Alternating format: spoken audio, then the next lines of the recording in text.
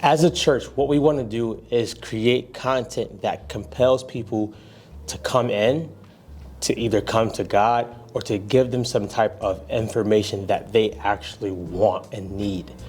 This is something you want to think about, because usually we think people want flyers, we think they want 80,000 scriptures, and what they really need can be different. So as a church, you want to think about, when I use social media, I'm not using social media as a business. I'm using social media as a community leader.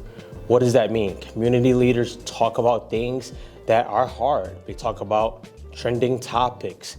They talk about things that people don't want to talk about. And there's numerous amounts of ways to do that. If you're going to talk about things that people don't want to talk about, I always suggest extend the invite for them to come into the church. Extend the invite for them to come into a small group, or if your church does this, extend the invite to have small groups at people's houses or even restaurants.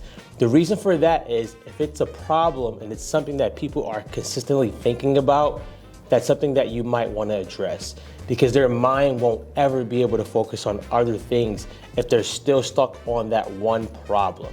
Case in point, right now, around this time that I'm filming this, right, there's things being said about TD Jakes, things being said about Sean Combs, aka P. Diddy. And as a church and as a body, I do not think it's our right to go out and just bash people without evidence. I don't honestly think it's right to go out and bash people at all.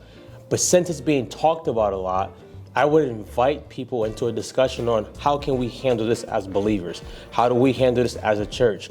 What if you were in the situation? How would we handle you? You want to talk about those things because they're on people's minds.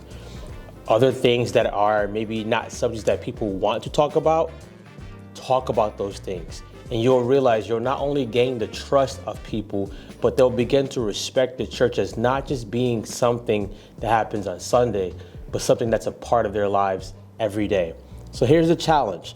I want you guys to make a video, either you or your team. I want you to make a video, and I want you to ask in the video, what are 3 things you always wanted to know, but you never could get answers to? And be ready to invite them in or to answer the question. Here's the cool part. You can answer the question through a blog. I'm going to suggest answering the question through a video. But answer that question.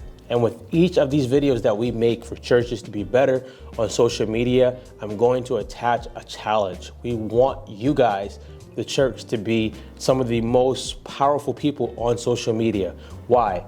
That's where people are at, and the gospel tells us to go ye into all the world. Take care, guys. Hey guys, thank you so much for listening to the episode.